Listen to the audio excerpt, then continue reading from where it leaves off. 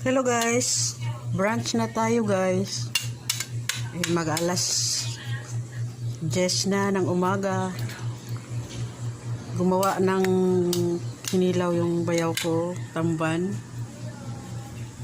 Medyo maanghang siya, tamban guys, at saka may scrambled egg dan pritong tamban. Ayun.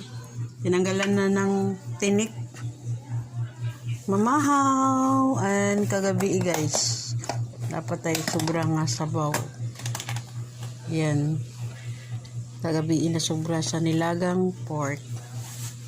Yan, mamahaw. Nako soft drinks guys, pang pampahilis. Gugman ako mag-diet. Let's eat. May sili na yan.